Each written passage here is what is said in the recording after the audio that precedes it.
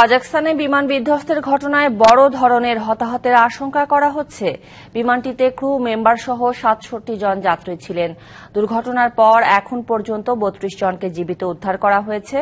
Azerbaijan থেকে রাশিয়ার উদ্দেশ্যে ৩ কিলোমিটার পথ পাড়ি দিয়ে দুর্ঘটনার কবলে পড়ে উড়োজাহাজটি। ৬২ জন যাত্রী ও ৫ জন ক্রু নিয়ে এমব্রায়ার 190 উড়োজাহাজের যে-28243 ফ্লাইটটি আজারবাইজানের রাজধানী বাকু থেকে রাশিয়ার চেচনিয়ায় গ্রোজনি শহরের উদ্দেশ্যে রওনা করেছিল। ঘন কুয়াশার কারণে পথ পরিবর্তনের নির্দেশ দেওয়া হলে কাজাখস্তানের আক্তাও শহর থেকে প্রায় ৩ কিলোমিটার দূরে জরুরি অবতরণ করতে বাধ্য হয় বিমানটি। এ সময়ই উড়োজাহাজটি বিধ্বস্ত হয়।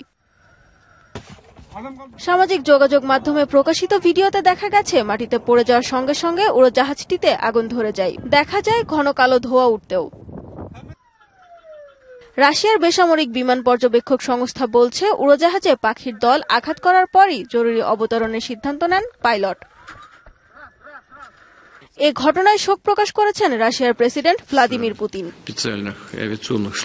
এদিকে উড়োজাহাজ বিধ্বস্ত হওয়ার পরেই রাশিয়া থেকে নিজ দেশে ফিরেছেন আজারবাইজানের প্রেসিডেন্ট ইলহাম আলিয়েভ। বুধবার রাশিয়ায় শীর্ষ সম্মেলন CIS এ যোগ দেওয়ার কথা ছিল তার। সানজিদা ইসলাম তন্নি, DBC নিউজ ডেস্ক।